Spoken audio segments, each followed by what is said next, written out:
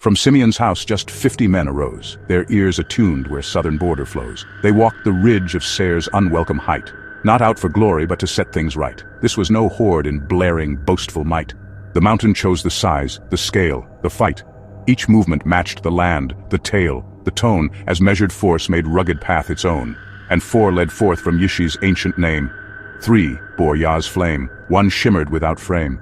Balayahu stood with master's poise and care. Beadyahu pledged with intercessor's prayer.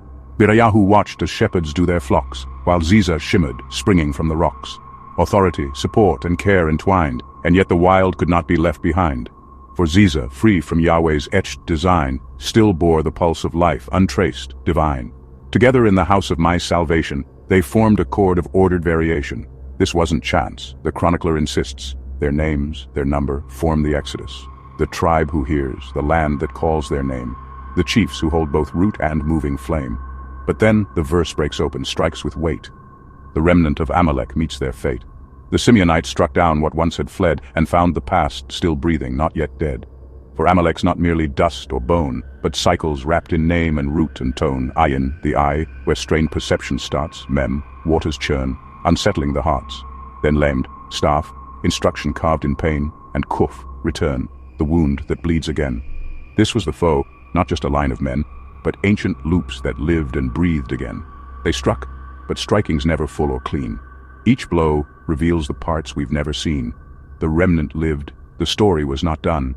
Escape ensured, recurrence had begun. Strike, remnant, and escape, a looping thread, each needs the next. Without one, all are dead. The more they fought, the more the cycle grew, as memory rewrote what power knew. And then, 5 words that close but do not end. And they dwelt there to this day, says the pen. The land now marked by blood becomes their stay. But does that mean the storm has passed away? No, there is where the chaos met the blow, and to this day means cycles still can grow. To dwell upon the field where conflict bled is not to heal, but haunt the ground you tread.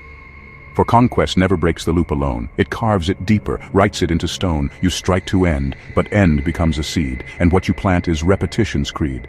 So Simeon dwells, as though the task is through, not knowing cycles rise again anew. Their perfect plan could not undo the frame, for Amalek survives inside the name. To end the loop, its terms must be denied. No blow, no scapegoat, power turned aside. But they, like we, believed the strike could cleanse, and so the story circles, never ends. So let us learn from what they tried that day. War will never let the past decay. For where we fight in hope to break the chain, we may, instead, inscribe it into pain. The cycle lives, and yet, perhaps a way. To dwell with wounds, but not let wounds hold sway.